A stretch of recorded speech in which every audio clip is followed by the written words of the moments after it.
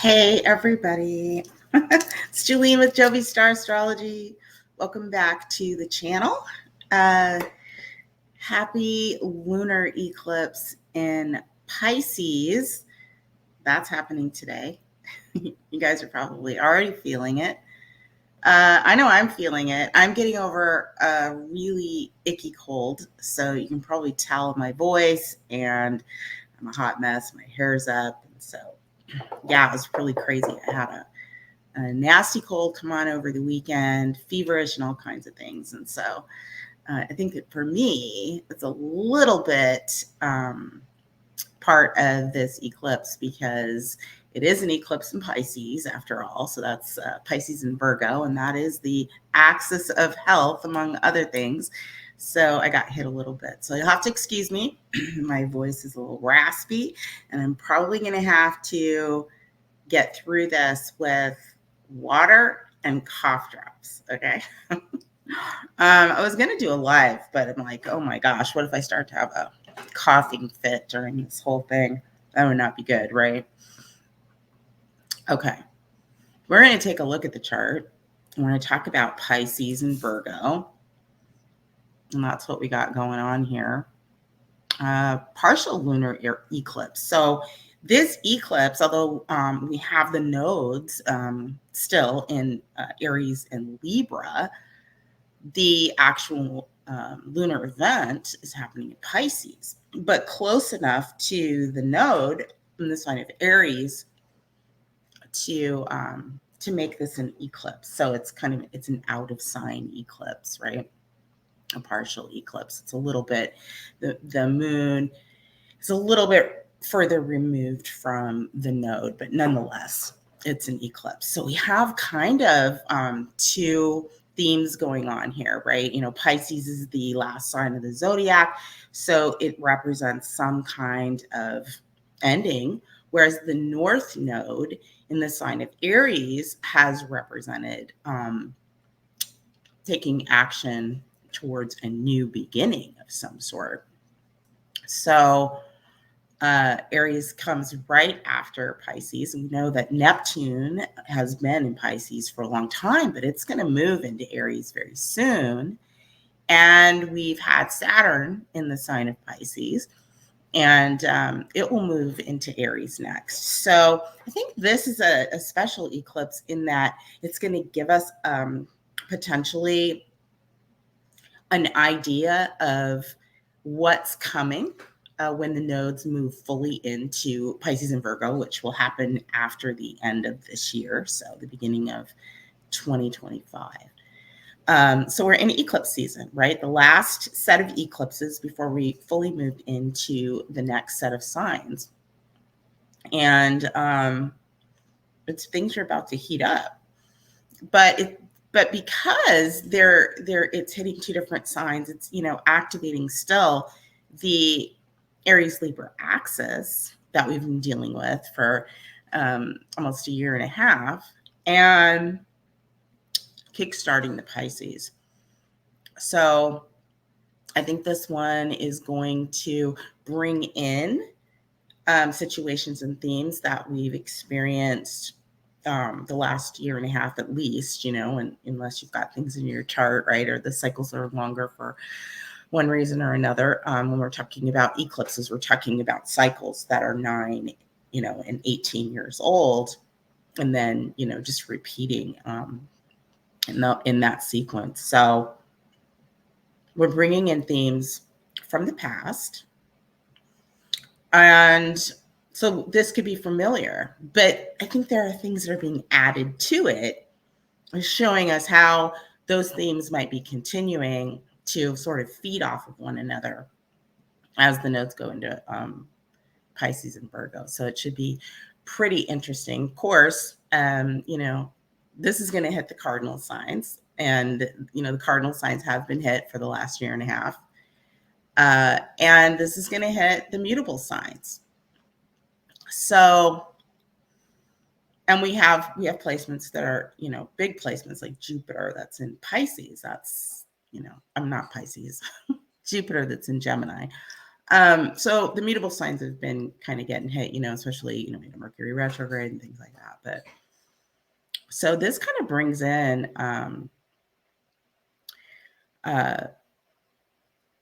almost all the signs here, right? Now, of course, if you have your angles in a cardinal sign or mutable sign, you're going to feel this pretty intensely.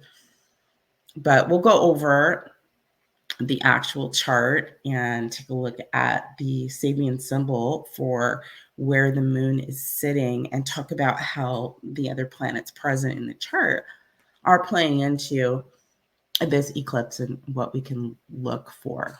If I have time, I should have time. If I have time, I was thinking last night about a video that I had done like last year, and how now something that I had looked at a year ago and kind of thought might happen, although it didn't happen in exactly the way that I had predicted it. Things are shaking up and happening nonetheless. I was like, well, isn't that interesting, right? The things that I was thinking about in this one particular chart that I looked at, those things are happening. So it's like right on time, right? The universe is right on time. And so remember, when we're talking about the nodes too, and planets that are aspecting the nodes, and that very much plays into eclipse. The nodes, obviously, that's what makes it an eclipse. Those are fated events, right? So if you're being hit by something like that, like a lunar event like this, an eclipse, it's likely fated, right? If it's affecting your nodes, nodal axis in any way. There's other places in the chart that indicate, fated occurrences too, but I was talking about this particular chart. So I'm going to throw the chart up. I wonder if I should do the Sabian symbol first. I actually have a couple of things that I wanted to go over with you because this eclipse is interesting. And the reason I say maybe I should read it first is because there have been a couple times where I've gone through the chart and then forgotten to do the Sabian symbol. No, maybe I'll do it now. Okay, so the moon for this eclipse is 25 degrees of Pisces. So we round up to 26. And what do we have? I'm going to check out both of my books and see which one is I like better, because I always do that and I didn't do it beforehand.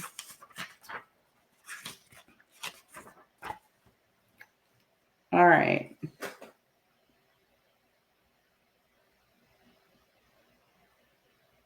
Okay. I think we'll just go with this one. All right.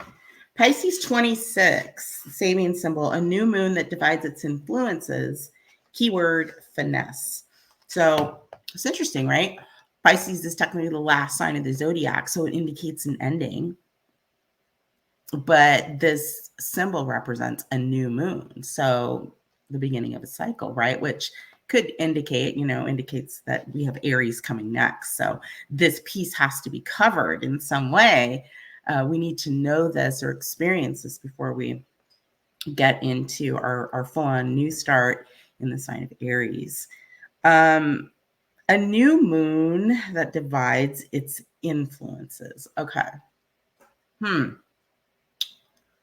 Well, it's a mutable sign. Pisces is mutable, so very good, very adaptable, and good at seeing both sides. I mean, Pisces is all about our collective unconscious, right? It's all about realizing that at the end of the day, no matter who we are or where we're at in life, that we're all connected and therefore affected by everything that's going on around us, right? Even though we think we may not be, we're really good as a society putting ourselves in different categories.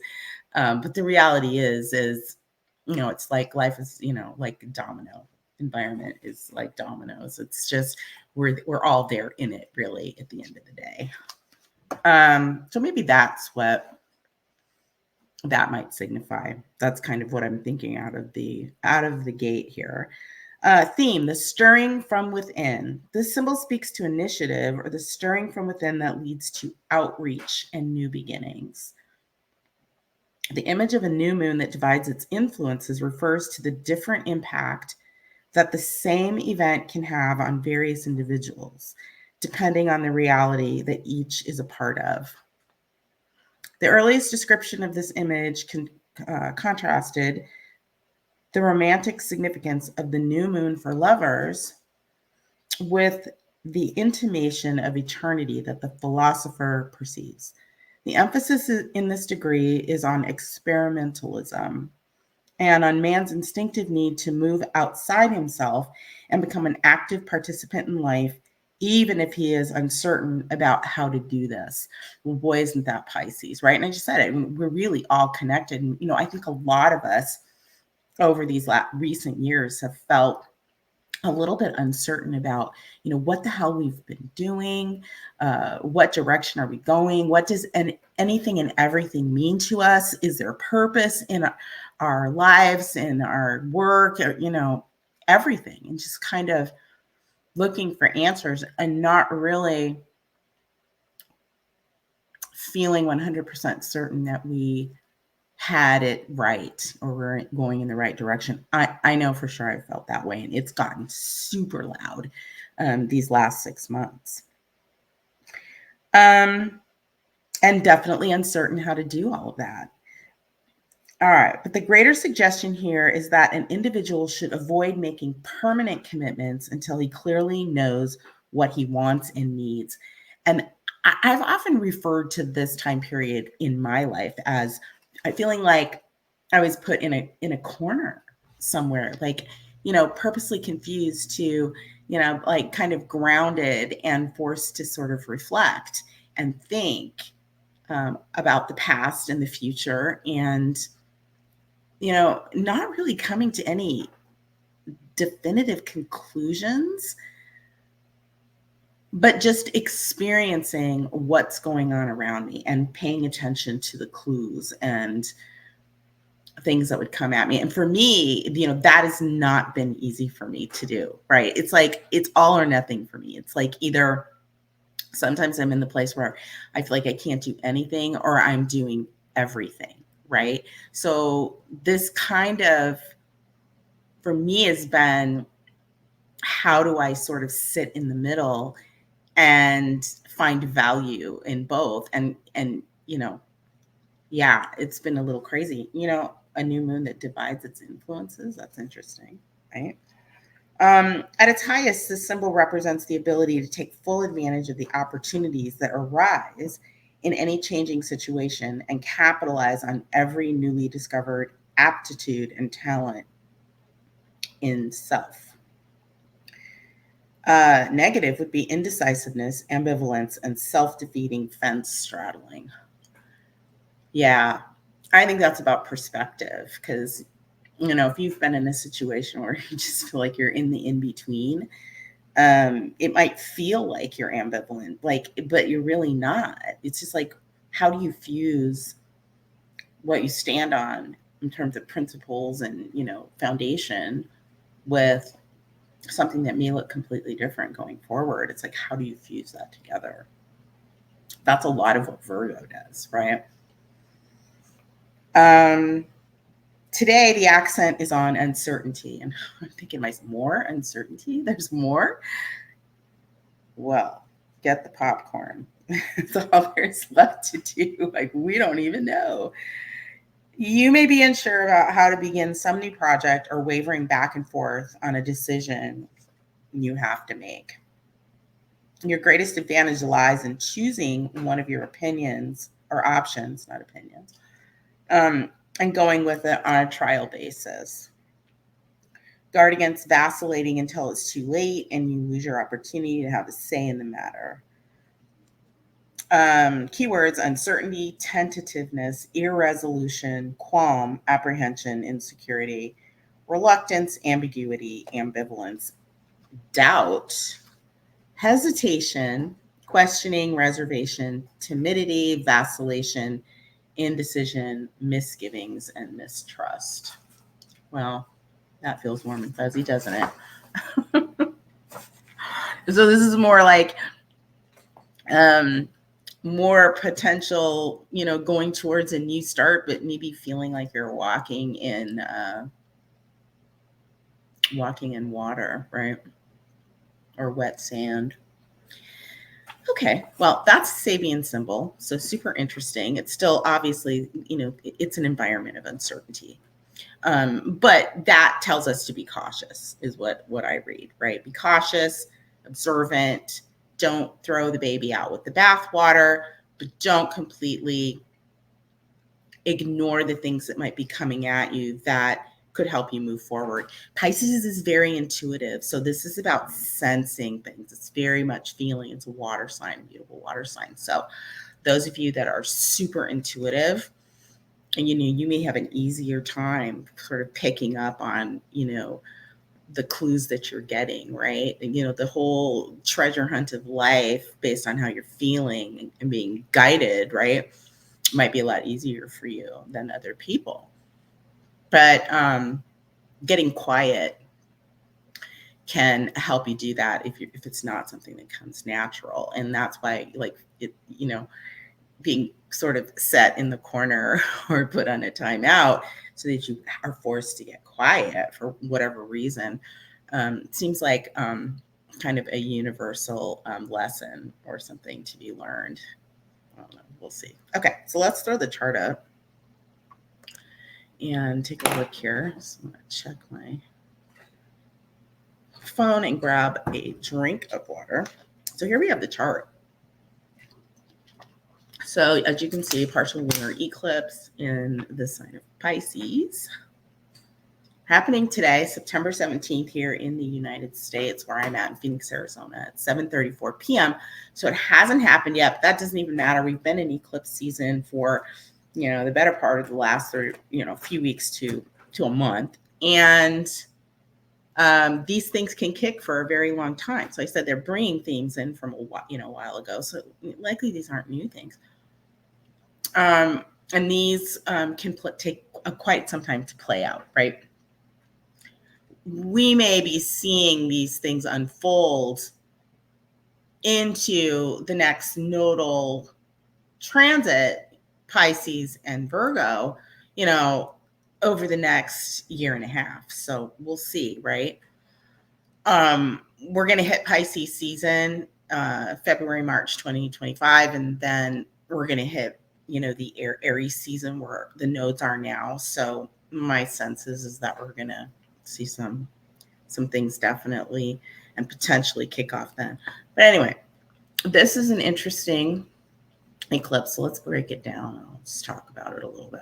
So first of all, obviously I'm going to circle more than just the sun and the moon because we've got more at play here, which makes this even more interesting. So here we have the node, right, at 7 degrees of Aries. And we have Saturn, the moon, and Neptune all close enough together to call a conjunction, in my opinion. 15 to 25 is it's a wide conjunction, but it's still 10 degrees. Some astrologers will say that they only go 3 to 4, but I'm going to call them working together in tandem here. That's the way it looks to me. Especially too, since Saturn is retrograde, but I think it only went up to 17 degrees before it started retrograde. But nonetheless, I'm looking at them as a trio in many, many ways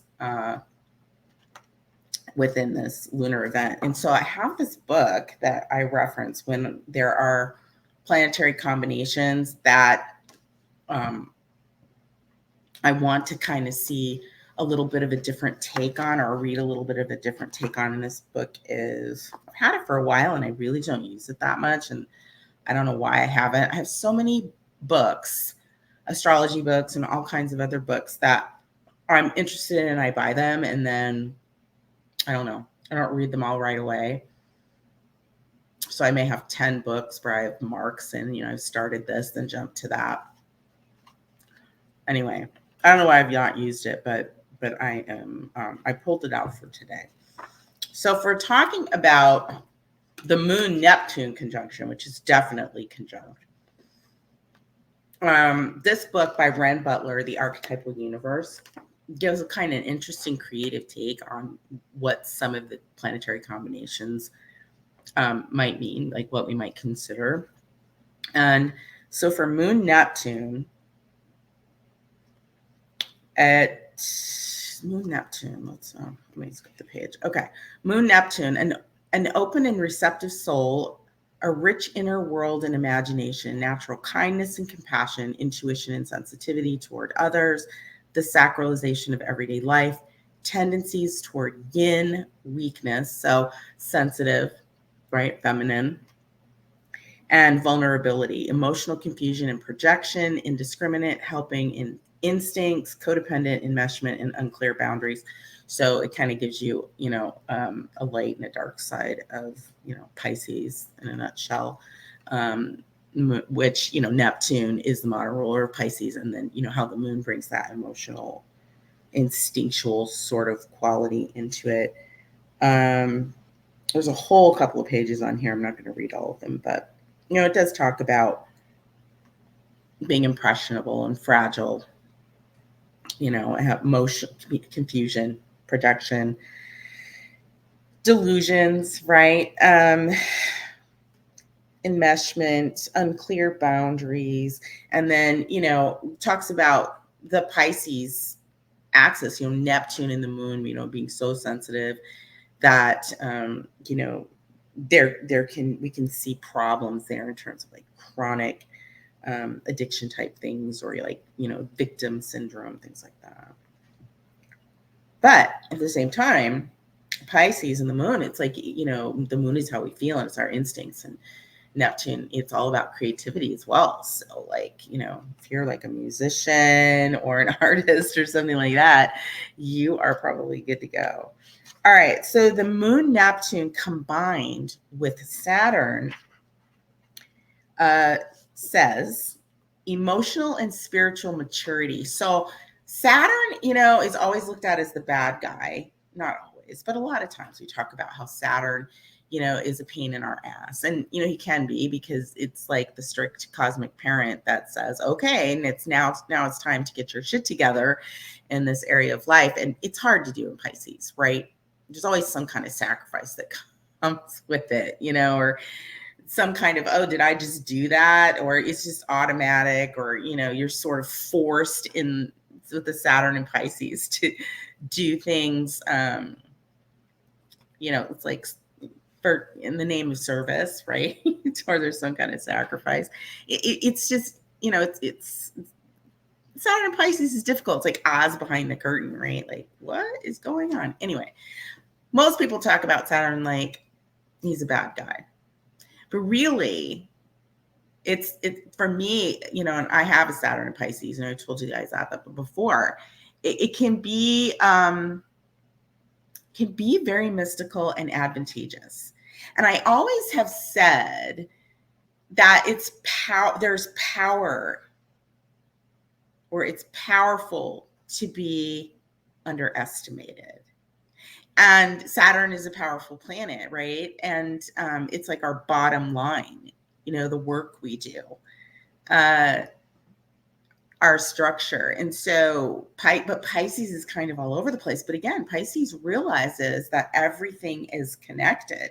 So when Saturn and Pisces can work well and actually realize how the unseen things, how everything is affecting one another, how it can be pulled together so for the common good, it's very powerful. But it's quiet and it's unassuming, and it's almost like it's almost like you can't explain how it happens. So there's power in being underestimated, because it just kind of looks like shoo, this happened. It's like you're pulling a rabbit out of your hat, right? Depending on what you're doing. So it can be underappreciated, but it's powerful because it's underestimated. So it just depends. I mean, for me, Saturn has been good to me, right? Anyway, I see in this combination Saturn sort of reining in and providing some kind of foundation or stability for a potential unstable Moon-Neptune combination. So I'll finish reading. So Moon-Neptune combined with Saturn, emotional and spiritual maturity, practical hands-on compassion and service to others, spiritual practices in one's home or family life, feelings of blessed solitude, poignant feelings of loss and separation, a serene exterior with private suffering inside. That is so true, right? Again, it's like you on the outside, it just doesn't, it's unassuming, right? But there's a whole lot more going on inside because that Saturn in Pisces knows that there's a connection. It can feel it, but not everybody feels that. Let's see. Poignant feelings of loss and separation, a serene exterior with private suffering inside, confusion about the true inner roots of one's dissatisfaction, painful states of codependent enmeshment. So again, the light and the dark side. But I do think there's potential there for that Saturn and Pisces to sort of rein things in a little bit in terms of providing some kind of structure or at least some kind of guidance if needed, right? And who knows? In Pisces, it's like sometimes people just show up right when you need them to. Saturn and Pisces. So hang on, hang in there, be cautious, be careful. That was what the Sabian symbol is telling us. So anyway, it's a rough, it could be a rough full moon. Saturn, Moon, Neptune, the moon right in between Saturn. And remember, like the moon is how we feel, our way through things. And so it's stuck in between Saturn and Neptune can be super soggy and confusing. So I kind of like Saturn being there. We might feel a little trapped, but it might be overall for our benefit right now, depending on what's going on around us that we may not completely see clearly. So there we have that side of the full moon, the actual full moon. The other side, obviously, is the axis is Virgo. So we have the sun in Virgo, 25 degrees, the moon in Pisces, and that's the axis of health, service, work, doing the right thing, right? Virgo is about work, service, and doing the right thing, about routines, and it's about, pulling everything together. It's about the details. And we're working here with Pisces. So there's an at odds, right? So Pisces can be confusing. Virgo says, no, we're going to pull it together. We have to do the right thing in the face of whatever chaos, or at least we have to maintain some practicality, right? And I think that this side of the full moon is pretty powerful in that we have Mercury in its rulership right there next to the sun. Yeah, we might be falling more on the side of practicality, less on the side of emotions and sensitivity, which depending on what we're dealing with or who we're dealing with, there might be a need to balance that out a little bit, to sort of soften things up, because Virgo has a tendency of, when it gets into that zone, and I have a Virgo stellium, so I know that it gets into that zone, they can have blinders, right? It just has a task that it needs to get done. And it can be very strict about that and very critical about that. And I catch myself doing that a lot. But it's because I'm so focused on getting something complete and complete correctly. So depending on what you're dealing with, it may be necessary. I'll have to remind myself of that too, right? Necessary to feel into it a little bit too much. I find myself vacillating a lot of times when you have like placements on an axis on both sides. It's like sometimes I really feel into things, but usually that's without thinking about it, right? I do best with that if I'm just like not in my head overthinking, and that's a lot of Virgo. Like, oh, it's got to be just right, because then I get there and I get stuck. So that would be the thing. It's like Mercury's strong in Virgo, and it can help with this. If you're drowning in the water or the chaos, it can help, rein it in. You can find an advisor, a teacher, somebody to help you. Just like on the other side, if you need help pulling, keeping things stable. If they're a little chaotic or overly emotional, Saturn is there too. So I kind of, I've listened to some videos and read some stuff on this eclipse, and yeah, it can be a little messy. Virgo and Pisces can be difficult axes to deal with. But I think there's some support here. I like that Saturn's there. I like that Mercury's in Virgo. I think it could be worse, right? What we do have here that I think is making this difficult, that could be making this more difficult to figure out or cope with, is some of the other things that are going on around it. So Mercury rules Virgo. Okay, well, Mercury also is ruling Jupiter over here in the sign of Gemini, and that's creating a T-square, which we had last time during the last lunar event. So Jupiter is the apex, right? Again, now, but Jupiter is feeding off both sides of this eclipse. Why? Because Mercury and Virgo, Mercury rules Gemini as well. And they, even though they're in a square and they do things a little differently, they're both mutable, first of all, so that's good. I mean, this is the game. The name of the game here is like being flexible with everything right now with all this mutable energy anyway. But mercurial, nonetheless, mercurial. I like that. And then Jupiter is the traditional ruler of Pisces. So yes, in a square with Saturn, but I think they understand each other a little bit better. Jupiter is about truth. Jupiter is about law. And Jupiter is about knowledge and learning and the bigger picture. And yeah, it struggles in the sign of Gemini, so they say. I mean, I have a Jupiter in Gemini. Yeah, I gather lots of information.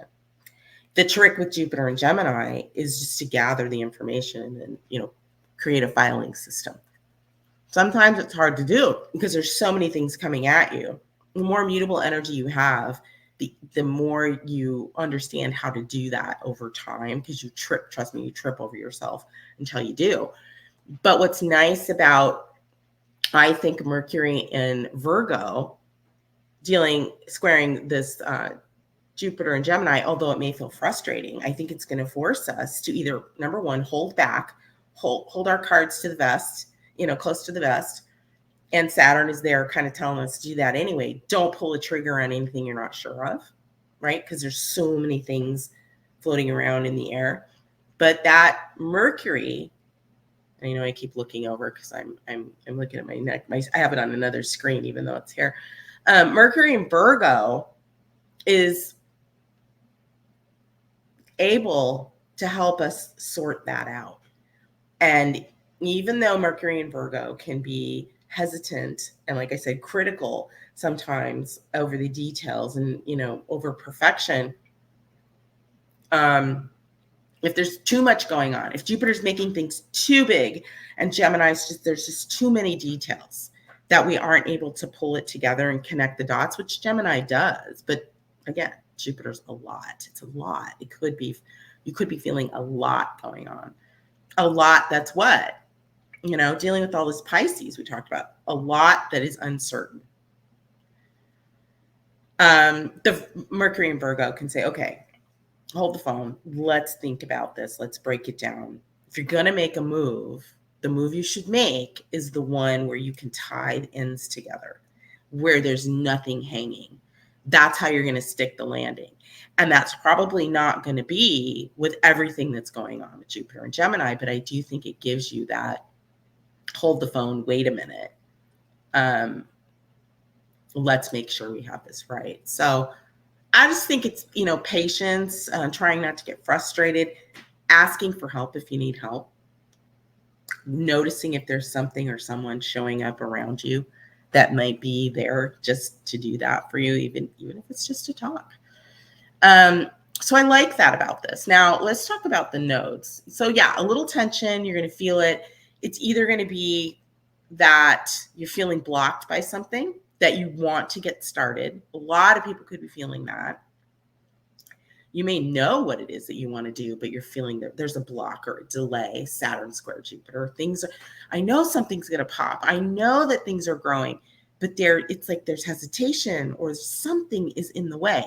That can feel frustrating. The best you can do with that is just know that there's preparation. There's something going on in preparation for when things are ready to grow. Because Jupiter does bring luck, and Saturn, although frustrating, will leave us with something when it's over to thank us for our patience or hard work, which hopefully we're doing in some way. And, it's hard with Saturn, but the results are longer lasting, right? So keep that in mind. Now, the nodes. We have a few other things going on. I'm going to erase. That's the eclipse. And if this is hitting you, if you have Virgo and Pisces on your angles, right? So on your angles. So if you have Pisces, Virgo on the angles. So and your midheaven and your IC on your ascendant or your descendant. If you've got Virgo, Pisces, Gemini, or Sag, then you have mutable angles anyway, even if you only have them on one axis, right? This one, or, the ascendant, descendant, or the MCIC. Things are changing. You're used to experiencing change because that's what mutable signs are. So yeah, if you've got signs or significant personal placements in those signs, you're used to change, but this time frame, and definitely these eclipses, and get ready for it, right? The next year and a half of eclipses are going to signify big changes in your life anyway. That's what mutable signs do. They bring changes, and we don't always see them coming. We don't always know, but we're adaptable people as a result of having to sort of ride the wave. So, for the eclipse itself, for the Virgo Pisces axis, we would have squares to Sagittarius and Gemini. And then, of course, Jupiter's there in Gemini. Look for change, right? Change for a while now. Like in the next year and a half to 2 years, you may find yourself in a completely different place. And Jupiter, I think, is going to expand things and hopefully bring you luck, and Saturn will help guide you. That's my hope anyway. Is it going to be easy for everybody? Probably not, but hey, we all have different karma to play out. I could look at your chart and give you an idea of what those things might be for you, but just in general, those are the kinds of things. And so we can look for things to occur for us, thinking about the axis of health, wellness, right? Routines, and work, right? Work and service. So what houses are those signs in for you, and are you being affected? We're looking at anything close to 25 degrees of any of the mutable signs. This is where you're going to feel the eclipse. But again, now we're going to talk about the nodes. We've got the nodes in Aries and Libra, and they're at 7 degrees. So we're talking the cardinal signs are still being affected, right? So if you've got cardinal placements anywhere around 7 degrees of Libra, Aries, Cancer, and Capricorn, you're going to feel this too. And those are cardinal placements. So that's action, right? The cardinal signs, all of those that I just mentioned, are signs that signify the seasons, right? And so that's when we see change in the environment and new things are starting, right? So Aries, we see, things start to blossom and grow because we're coming into spring, and so on and so forth. So these nodes are bringing change, and they're kicking off of the back end of the eclipse that came up, that we experienced in April, on April 8th. And even the one that we experienced in Libra just before that in March, because they're so close to the degrees. The Aries eclipse was at 18 degrees, but the Libra eclipse was at 5. So I think we're bringing in things for both. So what's been going on for you since March, April of this last year? This eclipse is likely going to ring true with 4 themes around what's been happening, right, for you. So take a look at where that's happening, and maybe something new is starting or something is significantly changing. And what is Aries? Aries is about you. It's about how we take action. It's about how we move forward, how we behave, right? Our behavior is how we act. And Libra is about relationships. So Aries Libra is about me and the other. So how people relate with one another. Whether that's relating with, a person within a personal relationship or a job, a professional relationship, or with the environment, right, or society in general, which would be the law, right? Libra represents the law. My actions, Aries, how does that affect others, the people, the environment, the legal system, things like that, because Libra does represent that. So we're dealing with that too right now. And look there, we have Mars in the sign of Cancer, which is ruling the North Node in Aries. So right now, Mars in Cancer is directing the North Node. Like, how are we getting where we're getting with whatever we're doing for ourselves, or how we're feeling in the sign of Cancer. Mars in Cancer is sensitive, cardinal sign, but it's emotions. Cancer is ruled by the moon. So past history, family issues, women, emotional nonetheless, home issues. Mars is about taking action. Mars is action, aggression, passion, right? It doesn't always have to be bad. It's how we're moving, how we're feeling, our body, but it's emotional and it's instinctual in the sign of Cancer, super protective. Mars in Cancer, they say Mars is not like it in Cancer. It doesn't act the way that it wants to act, like as if it were in its home sign in Aries. It's going to be much more emotional. So its instincts are gonna be a lot different than Aries. It's not going to be just, Aries is just like, I'm going for it, right? Cancer is going to act, Mars in Cancer is going to act based on how it's feeling. Mars is instinctual anyway, but this is emotional instinct. So we have a square there. So there's a tension to the nodes. So Mars square the nodes is playing into this eclipse. And that's a turning point. Anytime you have a planet that is squaring the nodes, whether it's in your birth chart or it's in a lunar event and it's affecting you in your chart. So see where Cancer is in your chart. Aries, Libra, Capricorn on the other side, right? This is a turning point for you. And if the North Node is what we're learning about, right, to add to what we've already experienced, South Node in Libra, Mars is saying, okay, are we going to take what we've learned from the past, negatively or positively, it's a choice, and apply it to a positive or negative approach into learning what we need to learn going into the future, or what we're developing now. And the North Node is usually louder wherever it's at. So you should be feeling it, especially if you have planets or points in Aries. Mars is directing that. Mars is directing that North Node pulse right now. And so there's a choice. It's like, it's a fork in the road. Like, which way am I going to go? And how am I going to do it? Right? What I would be careful of with Mars in Cancer is, don't pull the trigger just because you're feeling emotion. Like, don't make a decision just based on emotions. If you have experience and you're used to sort of pulling the trigger and feeling like, sorry for not thinking something through.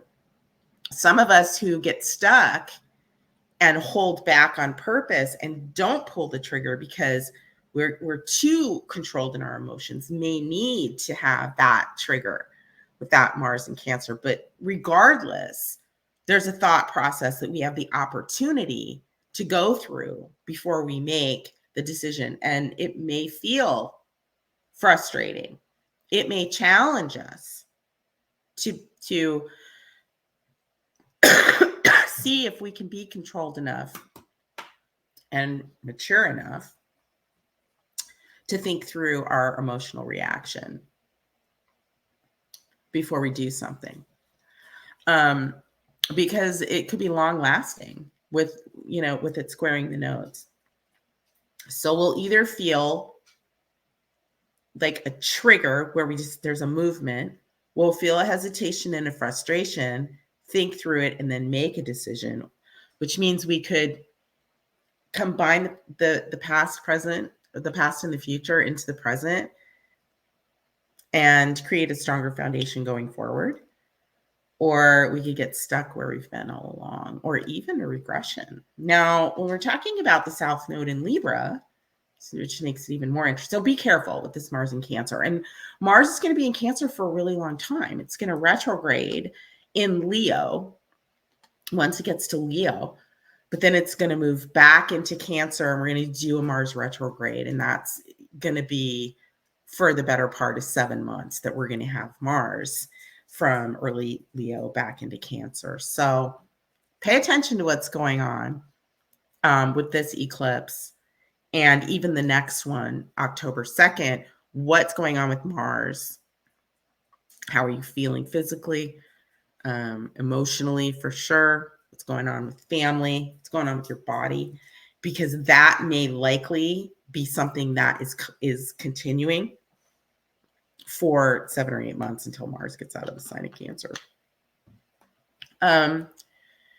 So a choice point, right? This is a choice point in our evolution, right? And how we move forward. So it's kind of critical. But South Node ruled by Venus. It gets even more interesting here because the South Node in Libra is ruled by Venus, which we have in Libra, which is very, very nice placement. Venus likes it in Libra. So it's really strong right now. But look at this. Let me get some of my gig out of the way here. This could get interesting, especially if we're talking relationships or legal issues, depending on where this is in your chart. And again, think back to March this year, even October or November 2023, when the eclipses started. The nodes went into Aries and Libra in late June of 2023. So think back. We're talking about relationships. We're talking about financial issues. We're talking about legal issues. We're talking about just balancing the scales, or,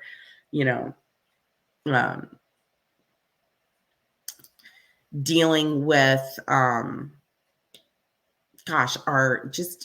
whatever we're starting new, right?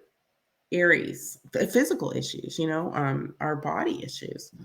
Anyway, think about what's been going on. Anyway, so Venus is in a good spot because it's ruling the South Node. But we have to be careful. We have a couple other things here. And I think this is another place in this chart where there's a choice point. How do we fuse these energies together? South Node, the past, what we're familiar with. There's so many different ways you can label that, but it's something that we know, and it could be the devil that we know. And I say that because Lilith is there. So we have Lilith in Libra. Interesting. Lilith is a dark feminine. Lilith is maybe this in Libra, maybe the soft white underbelly, right? So we're talking about relationships or women, or what's fair, balanced, right? In the legal system or in our relationships, in our lives, thought processes, behavior patterns, right? Lilith is what's taboo. Lilith can represent sexual power, it can represent the dark feminine. Everybody's got a feminine side to them. So I'm not saying man or woman, but it can represent the darker side of any of those things. And then we have Juno right there. So you've got Juno and Lilith right in between the South Node, what you're familiar with, what's coming back up, or who's showing back up. Could be a lot of different things: situation, person, memory, behavior. Sandwiched in between a very strong Venus in Libra, Juno, who is the wife of the zodiac, the commitment asteroid, right? She is the opposite of Lilith, and there they are together. Now, the next eclipse, they're going to be, I think, sitting right next to each other. So be careful out there if any of you are in a relationship and there's some shady stuff going on. You might just get caught, or somebody might speak up, or there could be some drama, because this can represent drama in relationships, drama in legal situations, drama in the collective out there. Libra represents sometimes the public in terms of, yes, the justice system, but also politics and things like that in some way. We're talking about, democracy, the democratic environment. Anyway, you've got these night and day ladies sitting next to each other, right in between the South Node and Venus. So this is bringing back, this is a choice. It could be a choice point. It could be, sort of one of those gunsling, like, who pulls the trigger, right? I don't know what they call them, like the Westerns, where they would stand, square off, and then who could pull their gun faster. Yeah, even if there's nobody else involved here, but I think you're going to see a lot of situations come up where there are multiple people involved in the situation here. And there could be some surprises, because remember, we got a Pisces eclipse. We don't always see what's going on around us, but I think some things might come. Saturn in Pisces is trying to give us tangible material to work with here. So things are coming to, our practical awareness in some way, in ways that they haven't been before, if we're paying attention. So this could be interesting, right? For relationships, for legal issues, for financial issues. Watch that, right? And at the very least, you may have to balance what it is you want to commit to, what's right for you, versus that sort of raw, taboo kind of, what do I really like or want, or what am I really doing, when nobody's looking, kind of thing, in the Libra area. So look for something to come back, or someone or something familiar. And this could just be a challenge of a situation coming up where you're like, how do I handle that? Am I going to be the scapegoat again? Am I going to say something if that happened to be your situation? Or, am I going to, yet again go into another situation where I might be displaying codependent behavior? Or am I going to change things, right? North Node in Aries. Now is the time that, if we're that person that usually gives, that it's now it's time to diplomatically balance the scales. Might shock some people, right? Yeah, I'm not going to completely do that. I was thinking about this yesterday. It's like, I'm getting back into, or hoping to get back into, healthcare consulting, because I need to. I love astrology and I'll keep doing it, but I need to make more money. I have my grandson that I have to take care of and get to college, and I want to do that. But anyway, I'm networking with people and, getting out there and talking about these things. And again, I'm in the place where I don't know what the heck I'm doing, and all that Pisces is in my career house. But I was thinking yesterday, because I'm putting together a list of network contacts, because a person that I met with that may be a referral source for me asked me to do that. And, I've got contacts for over 20 years. And I started writing this list. I was telling a friend of mine, I'm like, what's funny is I'm going through this list and I'm writing it and I'm thinking, do I really want to put some of the same people? I mean, most of everybody's fantastic. But there were a handful of people where I was like, gee, over the course of 20 plus years, and and this shouldn't, I don't want to sound like a martyr, because that's the whole thing with Pisces. It's like, well, if you give out of the goodness of your heart, but let's face it. After a certain period of time, you're like, okay, if I'm going to be nice and I'm going to give of myself, you would think that most people would go, oh yeah, maybe I should give back. That doesn't always happen. So anyway, I was thinking, maybe I don't want to put some of these same people on the list to refer out, because 20 plus years, some of these people I referred, hundreds of options or opportunities to, and some not one in return. And I started thinking, at first I was like, oh, should I feel guilty, Saturn and Pisces, for even thinking that? And then secondly, I was like, but I've never done that. And I've never cared. But it's like, all of a sudden it came to me, I kind of care. Like, why do I have to always be the one to make a sacrifice?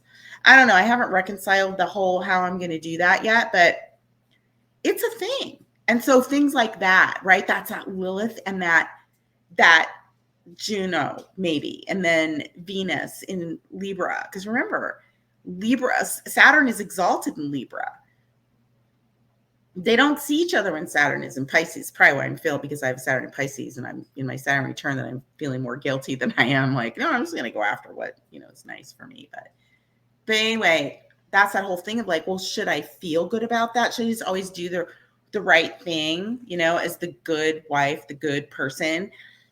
Or when there's a Lilith there in everybody that says, hey, you know what? Screw that. I feel, like I got the short end of the stick. There's only so much you can do when people don't give back. So it's like, we all feel that way. It doesn't mean we have to act on it, but I'm just saying that came to me and I'm like, wow. So I'm going to start this new. Should I do it a little differently? Still processing that. So that's one, like example that didn't have anything to do with like a love triangle or anything, which, I think people are going to fall into that. But so anyway, interesting right now on the Libra side of the chart. So we'll see what happens. I think it's going to get more interesting as we go into this next eclipse in Libra, because the ruler Venus will be in Scorpio. And oh my goodness. So anyway, we won't talk about that. So anyway, keep an eye out for those kinds of things. Well, why isn't my eraser working? I will say this though, when I was thinking about the referral thing, I was like, what I was thought about immediately is my astrology student, Susanna. And I know she watches my videos, and lately I haven't been replying back to her as quickly as I can. And it's just, things have been kind of all over the place. And I know that she knows that, but she, she has a channel called Energy of the Stars, Energy for the Stars. Oh my gosh, I'll put a link down in the box. I know she'll comment. I want her. Oh, here, let me look. I know she'll comment. It'll be on there. I teach her astrology, and she uses it for her magical things that she whips up and potions, and she studies all that. I am not an expert at that, and she is the one for that. To learn about those things, but crystals and teas and all of these candle type things. But anyway, I'm just going to make sure I get her channel name correct here. It is Energy from Stars. Anyway, she's so loyal, but it was like recently I had referred her to a doctor of mine just for something. And anyway, she referred me to somebody, and really, like, I was like, wow, it felt really good. It's like, but most people don't do those things. I'm not talking about like in the astrology world that there are referrals. And most of my business was referrals, but I'm talking about like people that, you would refer and you would constantly support, and they would never give anything back. And so I kind of felt bad. I'm like, oh gosh, I'm having trouble watching your videos. So if you're listening, Susanna, I'm going to catch up on those. Things have just been crazy, but I wanted to thank you for doing that, because that quality is really rare. And I know that sometimes people don't say thank you enough for doing things like that. So I do think I said thank you, but I'm saying it again. Thank you very much, because it was sweet. It was just sweet, and it was thoughtful. And I don't think we have enough of that in the world. But anyway, that's an example of Libra and Aries, right? We can balance that out and do things for one another. Another example too that came up that wasn't even me, but it made me think about it for this eclipse in general, for the Pisces Virgo eclipse. I'll just tell you this really quick, is I was in to see my family doctor this past week, and I hadn't seen him for a while, but he's been my doctor for over 25 years. And, we worked together is how we met. He's a great doctor. And we have a lot of the same philosophies on healthcare. He's very much a process person, very much about efficiency and operations. And he understands that, the importance of that, even from a provider standpoint, which a lot of doctors don't. Anyway, he's written a book about his perspective on healthcare, the things we have done that were not right, what we are wrong, things that we can do that might be right going forward that can help fix it. And I knew he was writing it for a while now. And when I went to see him, he said, "Oh, my book is published." And he had a copy in his office. And I had seen it on his website when I made the appointment, but I hadn't ordered it yet. And so I did. And we chatted for a little while about, just the 25 years that we've known each other. And again, how we agree on so many systematic things in terms of healthcare. And it made, when I started reviewing this chart for the eclipse, it made me think of that, because it's like here in the sign of Pisces, we can be experiencing an ending or a passing away of a situation or a time frame or just an era in sorts. And Pisces very much is the healer, right? I've seen a lot of doctors that have Pisces placements and Virgo placements, right? That's the healing, health, work, access, service, lots of nurses, doctors, things like that. But here you have an eclipse in Pisces with Neptune very late in Pisces and also the moon.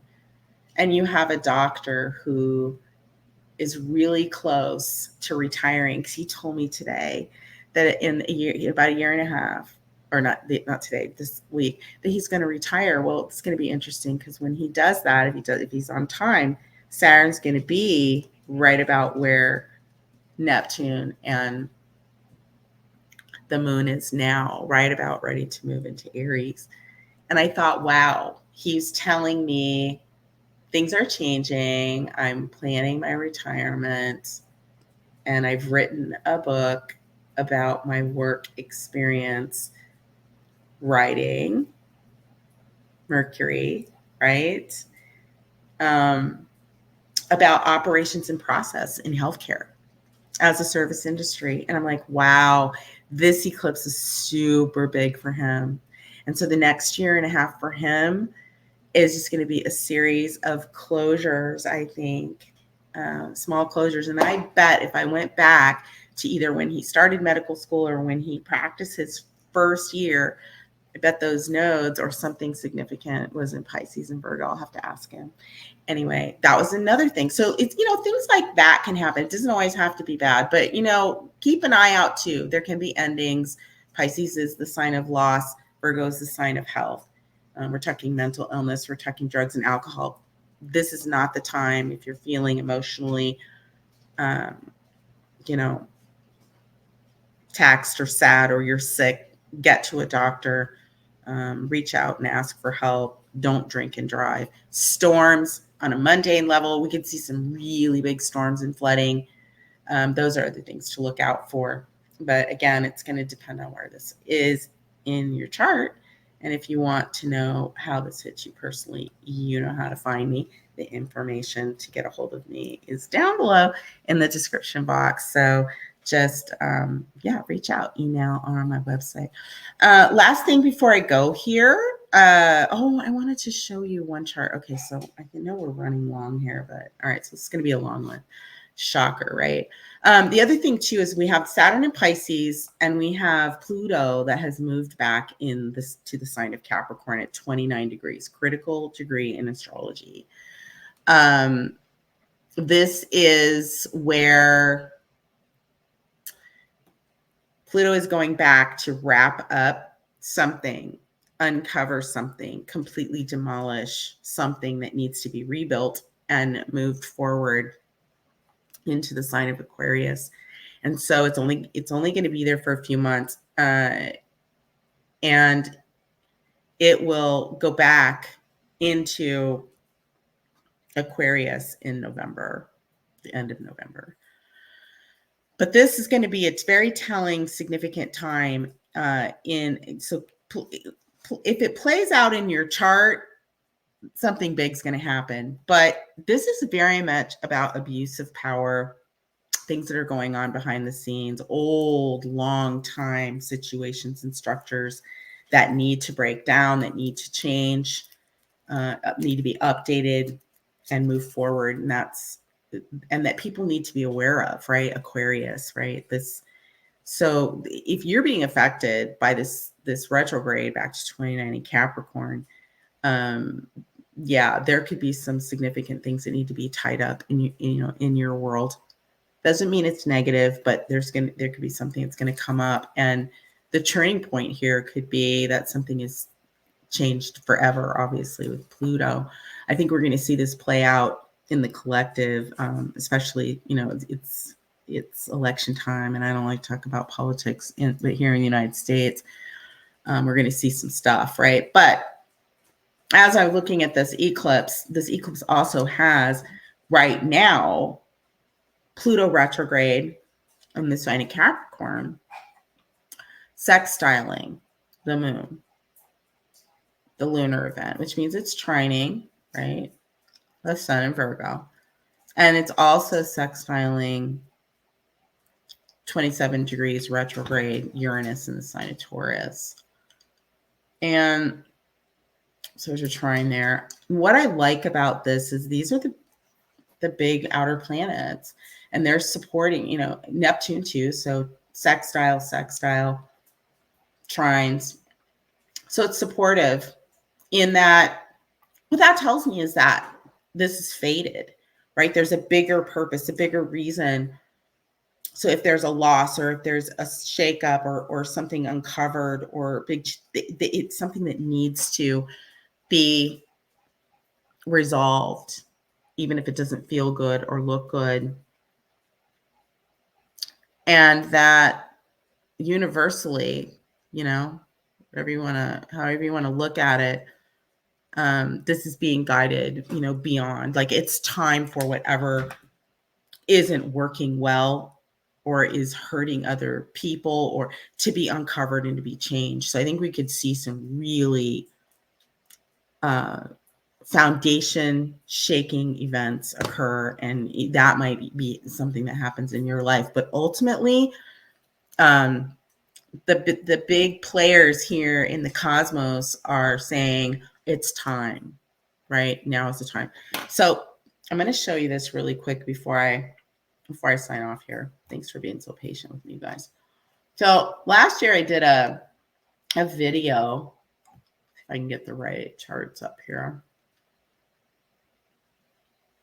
I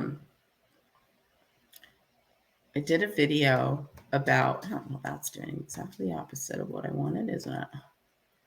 I did a video about Sean Combs, when the whole Tupac Shakur arrest, who killed Tupac, because it's something that my son said. And so that's what I originally did the video about. And I know I said in the video, well, like, he could have been the mastermind, right, behind Tupac Shakur's death. Definitely possible. But that I went back and listened to the video, because I was like, oh my gosh. Because I had said that sometime around the end of 2024 into the first quarter of 2025, that if he wasn't having this problem, like if he wasn't going to get indicted and arrested for the murder, that something was not good in his life, and that he could end up either losing his freedom, or I think I said broke, or in jail or something. And look what's happened. Like, since then, and those eclipses, right, were falling. I'm going to pull his chart up here so you can see. Those eclipses that we've been having in Aries and Libra, the events every time around those eclipses have been showing us this whole sex trafficking scandal that's been going on. And so yesterday, the day before this Pisces eclipse, if I could get this darn thing to work, he gets indicted. So now he's in big trouble. Let me get this up here. And he's been arrested. And look, it's the day before the eclipse, which is crazy. Let's see. I'm going to animate this. Okay, so wait till you guys see this. Really crazy. Okay, so here's the chart. So on the inside, and this is the chart I looked at last year. So it was like a year ago, June or July, or something like that. And so obviously his is on the inside, and I don't have a birth time, so it's a noon chart. We're going with an Aries rising, but this is the eclipse transit chart around his chart. Look at this. This isn't crazy. I always love it when I see things like this, but it happens all the time. Transit Saturn is, oh no, never mind. Hang on. This does this all the time. It's funny, when I was replaying the last video, something funky went with the software too. Hang on. You have to clear it out almost, otherwise it does some funny things. Okay, there we go. There we go. Is it going to give me the right thing? And let's see. No, did it again. Grr. Okay, hang on. All right, try it one more time. If it doesn't let me animate it this way, then I'll just like talk through it, but it might. Let's see. Yeah, I think it did. Yep. Okay. All right. So we're good. So back to what I was saying. So you have his chart on the inside. And so I have him at a Cap rising because I did a noon chart. Oops, sorry about that, you guys. And you have the eclipse, what's going on right now on the outside of his chart. So look at this. This is crazy. So here we have him. I've got him as a Cap rising. We've got Pluto retrograding back at 29 degrees. Now, when I did that video, Pluto was at 27. And I said, well, when it gets to 29, something's going to happen. I think that was when they did the raid or something, or it came out in the news about the sex trafficking thing. Whereas, you know, I thought at the time, because the whole thing was coming out with Tupac. Well, look right now. Pluto is retro, and then he's had his house raided, and it's been coming back and forth, you know, up in the news all year long. Yesterday, he was arrested. Pluto, 29 degrees, right on his Mars at 29 degrees. Mars in Capricorn is very driven, you know, very strong placement for business and being successful. But Mars in Capricorn can be ruthless, 100% transactional, and it can be abusive, physically abusive. Capricorn is a cardinal earth sign. But anyway, he's got Pluto conjunct his Mars. That's saying that his behavior, his Mars in Capricorn, is being unearthed, right? 29 degrees is critical. Capricorn, ruled by Saturn, is a long time coming, right? So this is just who he is, right? And he's used it the wrong way. I've seen tons of charts for people that, you know, like this, that have done the wrong thing, but things could have always gone a different way. Everything's a choice, but nonetheless, Pluto. So he's being exposed in a big way.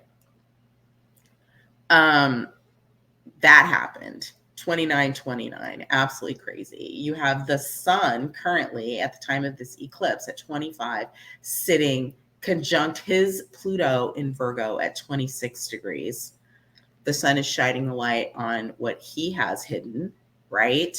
What kind of service what kind of work does he do?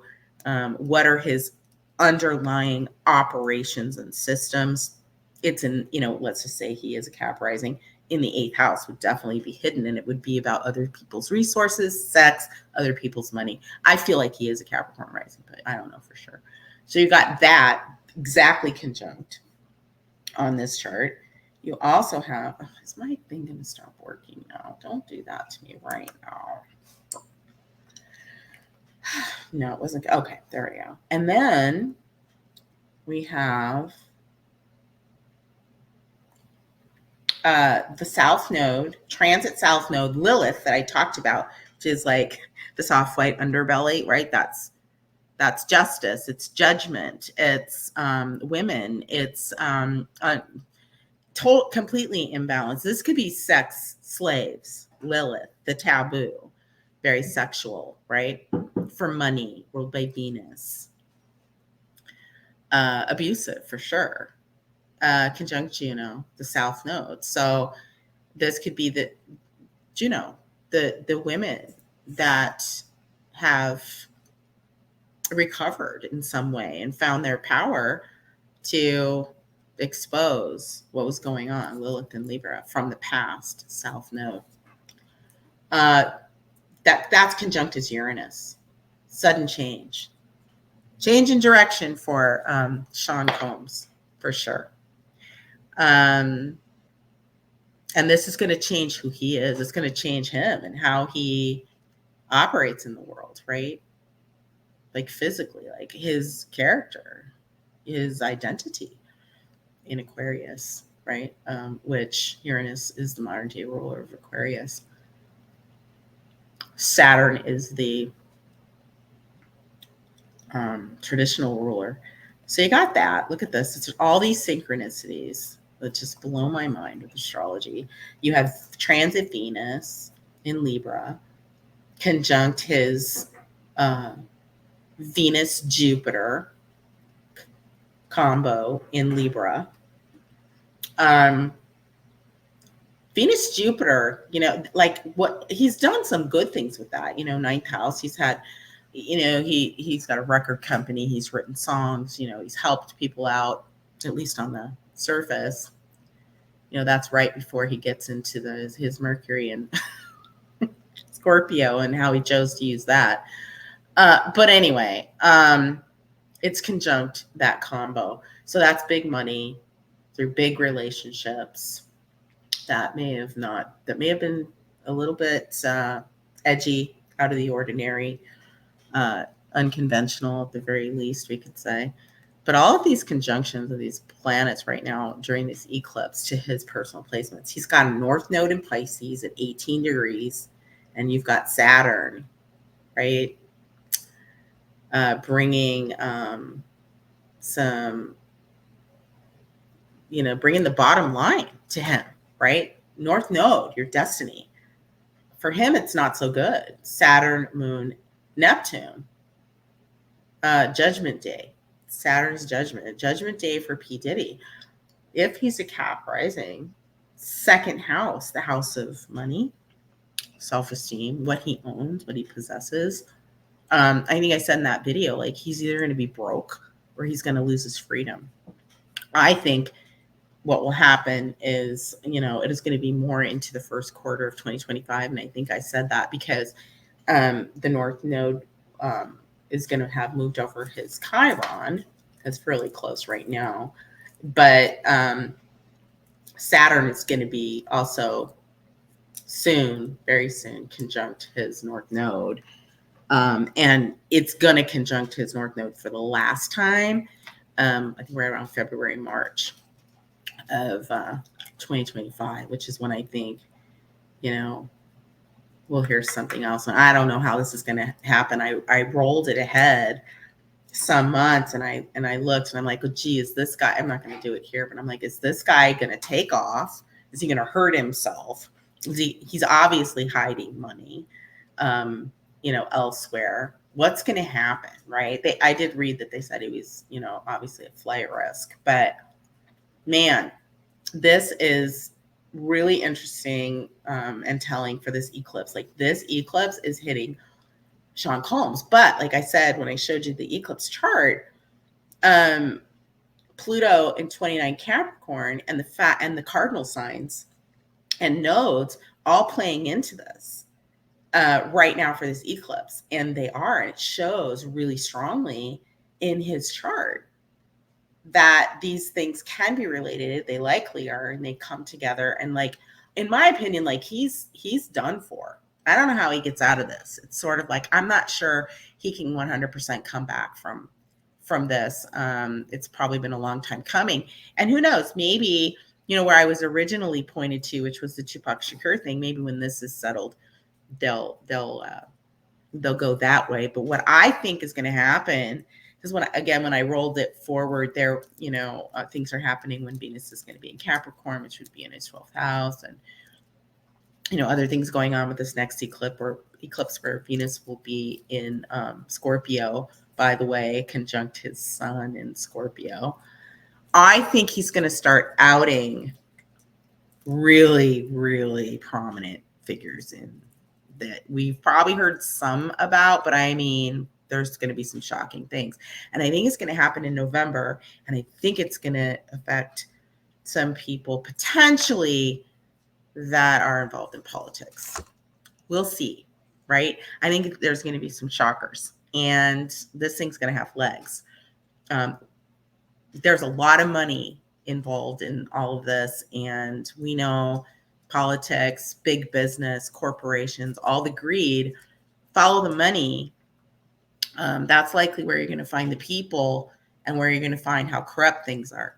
The good news is wherever this is hitting, this Pluto and Capricorn is here to sort of like pull out all of this garbage in our, corporate environment, even healthcare, hopefully political, pull it all out, root and stem. And then we have to decide what we're going to do with it to rebuild, which as Pluto goes back into Aquarius, it comes down to, are we going to allow ourselves to be divided, or are we, the people, Aquarius, going to come together and move things forward without creating that divide? The more we, the numbers, create the divide, especially when the infrastructure begins to weaken. It's already been weakened, but I mean, when it's so plain as day to everybody, no matter what side you're on, that the whole system is weak. If we don't take the opportunity then to come in and help affect change by not continuing to divide ourselves over arguments that maybe have validity to us in our personal experience, but really just stay focused on the humanity part of everything, we're going to be sorry that we didn't take advantage of that just because we were too stubborn to be flexible. So when it comes to, we see this in his chart, but I think this is going to be bigger. And I think right now and for the next little while, and as Pluto goes into Aquarius, we have an opportunity here, right? But we're going to have to set aside all of the categories that we put ourselves in, set ourselves aside from, make ourselves different, and we argue back and forth. We have an opportunity to change things. And I think the opportunity is going to come because everything's going to be falling apart. I'm thinking that that's why I'm, being so called or being put in a situation where I'm going to have to move back into healthcare. I think a lot of people that moved out of their careers for the right reasons, because it felt bankrupt. They felt bankrupt. The system felt bankrupt. We're kind of put in the corner, like I said in the beginning, where they'll be coming back in to affect change. That's what I'm hoping. But I will tell you, I went and met a client. I'm going to tell you this, and I'm going to let you go because, oh my gosh, I've been on for so long. I have to pick my grandson up from school. But I went in to meet a client that I was referred to, a healthcare client. And a first meeting, hopefully something comes of it for a consulting job because I haven't heard back yet. But anyway, I was glad to just kind of get out and be out in it, and talking about stuff that I know about. Anyway, I go into, and I've been in hundreds of hospitals and healthcare facilities and doctors' offices and stuff, hundreds, and built them out from the ground up, right? Started them and redone them and ripped. Anyway, I walk in this beautiful brand new office, pretty new, and I'm meeting with the people that own it and walking through and getting a tour. Super cool place. And I'm looking around, and there's like, the decor was just gorgeous, but it was like stuff I hadn't seen before. Like right away, I noticed like there was a huge selenite in one of the rooms, and I was like, "Oh, that's interesting. I've never seen that before." Then she's taking me to show me the patient rooms, and this particular facility had 12 rooms where they could, provide service or take care of patients. And usually, and even when I've designed offices, it's like there's a number for each room. So you see like room 1, 2, 3, 4, or maybe they're color coded. I've seen that. I'm walking down the hall. She says, oh, here we have the patient rooms. And I look up and I swear, you guys, I swear. There were no numbers on the patient rooms. They were the zodiac signs. I swear to God. So like the Aries room, the Taurus room, the Gemini room. You guys, I'm telling you, I was like, what? So when I say that like this time, this Pisces time, some of us are being like put in a place of uncertainty. Like, what do I do? Okay, well, I'm going to do this. And then you go there. I'm going to do consult, go back to consult. You go there and then you look up and you see that. It's like, okay, I think I'm supposed to do both. That's all Jupiter and Gemini. Keep your options open. Something is coming together and you may not see it yet, Pisces. All right. So everybody, hang tight. If you need some answers, get a hold of me. Good luck with this eclipse, right? It hits tonight here where I'm at, 7:30. That means 10:30 on the East Coast. West Coast is on 7:30, so Central Time, 9:30. If you're elsewhere in the world, check a time zone converter. This is going to be an interesting one, and we're heading into a very interesting eclipse cycle. So hang tight, everybody, and I'll talk to you soon. Thanks so much. Take good care. May the stars definitely forever be in your favor. Bye for now.